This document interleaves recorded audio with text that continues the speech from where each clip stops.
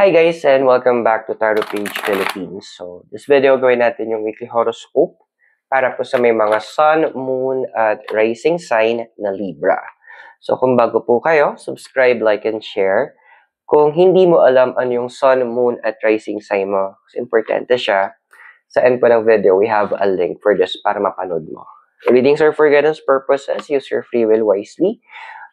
For private readings and spell works po or donations using GCash Maya, you can use the details sa description sa baba or yung thanks button. Sensya na, ganito yung boses ko. Medyo masama pa yung pakiramdam.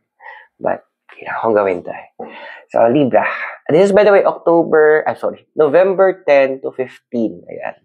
So, Libra, kamusta ka ba? So, we have here is the 6 of air. Alam mo yung tipo, hindi mo rin magets bakit parang ang daming reminiscent na nangyayari. Yung mga tipong hindi mo naman talaga inaalala, pero may mga memories na biglang bumabalik sa'yo.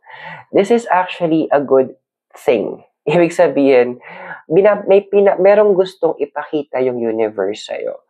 Meron siyang gustong iparealize. Yung mga tipong pag good memories kasi, it is a source of good energy, diba? Now, paano kapag yung mga dumarating sa'yo, sabihin natin, bad memories? It's still a source of good energy. Paano? Kasi, each of those memories, nung nagawa yun, natin, during that time, mahina tayo. Hindi natin alam yung ginagawa natin. Andoon na masyado tayo magulo mag-isip. Pero after a few years, a few months siguro, kung babalikan natin sa present, yung mga memories na yon, makikita mo na doon ano yung mga naging pagkakamali mo at paano dapat na itama. Hindi siya binabalik sa universe para sisihin ka, pero para matuto ka mula doon sa mga dating pagkakamali. Tinitignan mo na yung nakaraan, hindi mula doon sa aspeto nung oras na yon, pero mula sa aspeto ng ngayon. Kung kailan na mas malakas ka, mas may alam ka, at mas may magagawa ka. That is your source of wisdom. Ang crossing mo lang ngayon kasi is the 4 of Earth. Andoon na siguro, tama naman na ginagawa natin ating mga responsibilities. Pero, hindi natin dapat hayaan na yung mga responsibilities natin is kainin lahat ng oras natin. Na dapat kainin niya lahat ng mga kailangang ginagawa natin or andoon na maubos doon yung oras natin. Learn also, na pinapasa ng universe, learn to spend time doon sa mga memories mong yon. Kasi those memories were given to you by the universe for a purpose. Pag magtatanong, anong purpose? Kaya nga you need to spend time. Kasi doon lalabas yung mga reasons. Doon lalabas yung mga meanings. Doon mo makikita na, kaya ako pala ito pinagdaanan or kaya ako pala ito na-experience dahil ito yung dahilan. How will you know kung hindi ka magkakaroon ng time for that? Now, although yung dessert card mo is the card of the Fool, kasi ang dami sa inyo naghahanap ng changes or simula, naghahanap kayo na sana magkaroon ako ng brand new beginnings. Then this is it. Kaya nga yun ang binibigay sa'yo ng universe Akala natin kasi na kahit pag masama na yung nangyari, it is an ending. No.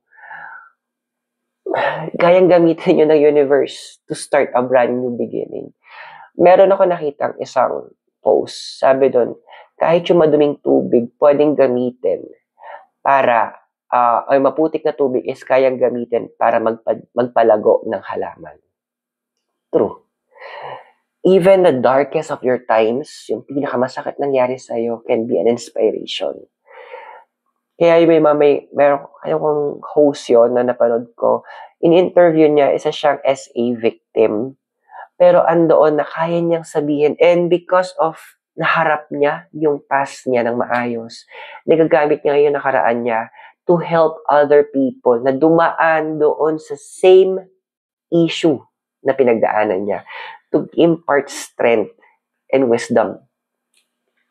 Now, yung foundation mo kasi is the 5 of Fire. Andun kasi na siguro Well, kailangan ibalik mo yung pagiging Libra mo na medyo you need to be balanced. You need na kalmado ka muna kasi andoon ang dami mo nakikita na opportunities.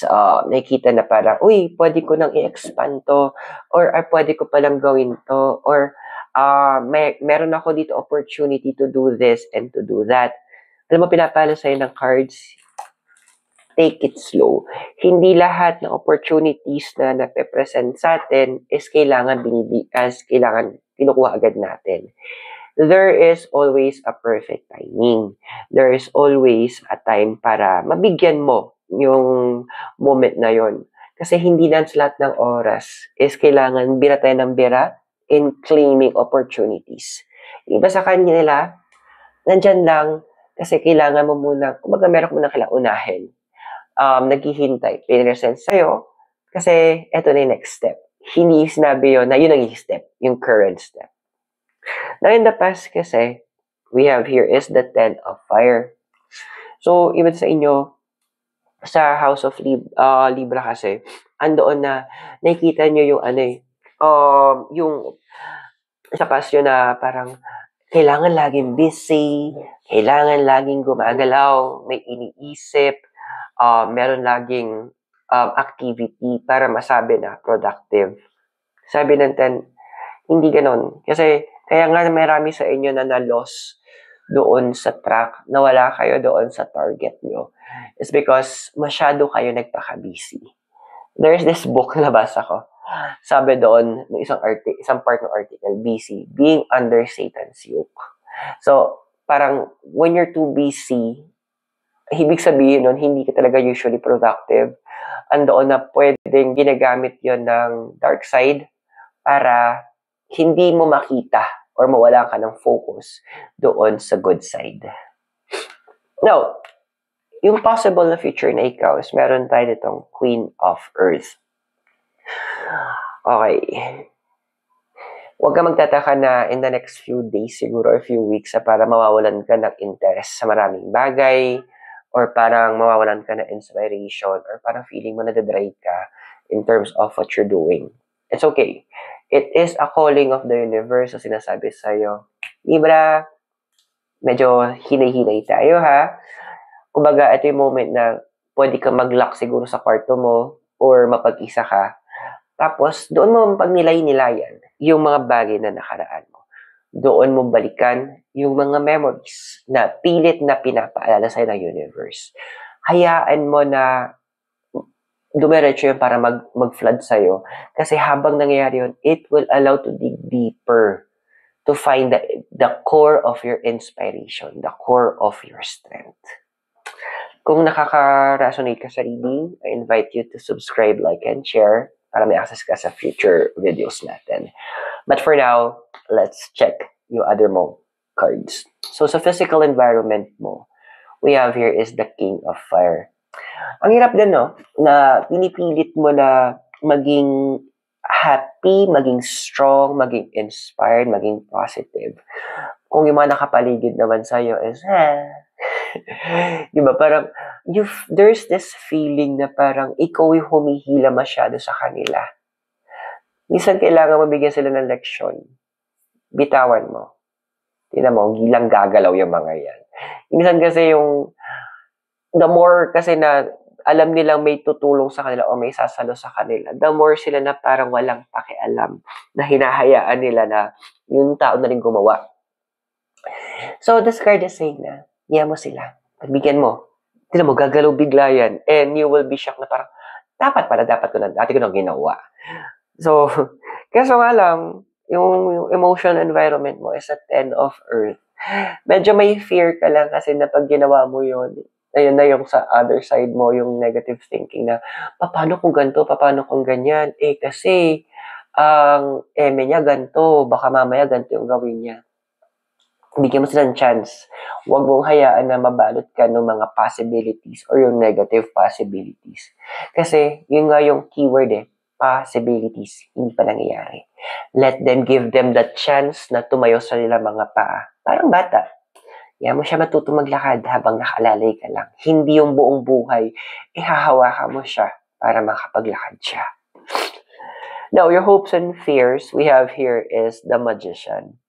Alam mo yung weird din, no? Gusto mo ng changes, gusto mo ng reset, pero ayaw mo ng gusto mo ng changes, gusto mo di ba? Gusto mo na reset, gusto mo kapagsimula ulit, bago opportunity, pero ayaw mo ng changes, natatakot ka. Doon medyo hindi pwedeng mangyari yon. Kasi may mga bagay na kailangan talagang pinapalitan. May mga bagay na kailangan naging obsolete na. So, andito na sinasabi sa'yo ni magician, sacrifices is needed kapag meron kang gusto opportunities na kailangan tanggapin. Kumaga, ng isang kamay na nakasara, hindi makakatanggap hanggat hindi mo binibitawan yung hawak mo at binubukas mo ang palad mo. Because in the future, we have here is the hermit. So, ito yung future mo. Andun kasi na medyo na parang mapapagod ka din, na parang, mapagod na ako na kayo yung lagi pagsisilbihan ko. Napapagod na ako na kaya ako naman. So, andoon na magta-turn yung tables na ikaw naman yung medyo mapupunta doon sa part na receiver. Which is, karamihan sa inyo, pero hindi nyo kayang magawa yun na parang, hindi okay na ako nagbibigay, ganyan. Pero, no, sabi ng universe, this time, ikaw naman yung tatanggap. Kasi kailangan balance, hindi pwedeng puro bigay. So this time, sanayin mo yung sarili mo that you will be a receiver of a lot of things mula sa iba't ibang tao. I hope nakatulong your readings. Those are for guidance purposes. Use your free will wisely. And kung bago ka, subscribe, like, and share. So maraming salamat. God bless, Namaste, Hare Krishna, and blessed be, and hope to see you on our next video. Mula po dito sa Baguio, you have a great day. Bye for now.